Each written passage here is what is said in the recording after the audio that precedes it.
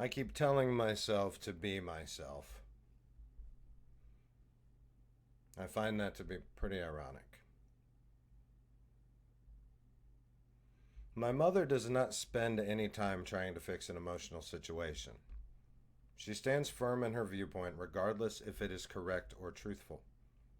She appears to have an inability to see anything from any other point of view, and she absolutely refuses to work or bend for anyone as it pertains to personal topics. Once I asked her nicely to just bend for me and allow me some space to gather my thoughts with issues I had with my father. Some random emotion on a random day. She simply refused to do so. In my opinion, parting of having a stable relationship is to see the other person's point of view and perhaps discuss it if needed. Maybe nothing gets fixed, but at least a person gets to vent their opinion, and it's accepted and acknowledged by the other party. This is not a conversation that me or my sister have ever been able to have with our mother. By the end of a conversation with her, everything is so scattered and convoluted that one loses energy to go on speaking. This would be all right if our mother did not want to be around us, but we are expected to deal with the confusion, take the blame for the issues, and continue to come around even though we're getting treated with disrespect. It always boils down to hearsay. Things that our mother is saying that we are doing, such as lying or just generally being a bad person. We're bad parents, or we're not spending enough time with our mother. Perhaps we're ignoring her. It seems to always be some random issue. We could all just stay out of each other's business and have a calm relationship. To add insult to injury, our mother has a tendency to draw another social network in very close after we've had major disagreements and proceed to fill that network with a great deal of false information about how much her kids have disrespected her. She even ordered up an exchange student when my sister and I were estranged to fill a void. That poor teenager had no idea the household she was moving into. She was a sweet girl, but thrust into a household with two people that hate each other, one mean and one histrionic. She picked up the same role as their own children very quickly. My mother blames me for that as well. I certainly do not tell lies about my past. I assume that's why my words can sting. I feel if I tell the truth about my past, then people are just going to have to deal with it. And I historically was never allowed to feel that way in my childhood home. My mother and father tore that sense of identity from me when I was young. I can accept truths about myself. I don't have an issue with having people hear information about things that I actually have done in my life. Unfortunately, my mother seems to thrive on people feeling sorry for her and the attention she receives due to the sympathy. When one person is used up emotionally, she moves on to another. When my mother communicates with my sister, it's always very cold. Furthermore, it appears to be calculated. Questions are never answered and no sympathy is ever given purposefully. My mother doesn't realize if you want sympathy from people, you can give it first, and then they're happy to return it. When dealing with my mother, one has to realize that sympathy would not be given back at any point. It makes the situation difficult. I've sat and sympathized with my mother, talked to her, consoled her, said things to make her feel better even though I might not feel like it at the time. One can only do that for so long without any returns before they give up and refuse to give it out. Adding more insult, I'm not sure about what's been said to people about me. Maybe nothing at all. Knowing the way my mother works, I would assume that there are a lot of people she knows that have been informed that I am scum of the earth. I am unclear on why my mother thinks it's so important to foster these ideas. Once again, the simplest answer is normally the correct one. It must just be done out of general selfishness and narcissism, a lifelong habit by my mother to protect herself from the world. I do not fault her for this. We all have to cope in our own way. Life is messy. All I have ever asked of my fellow humans is to be treated fairly and logically.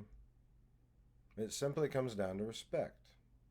I do not have a discernible answer to any of these topics because of my mother's inability to be truthful about saying anything emotional.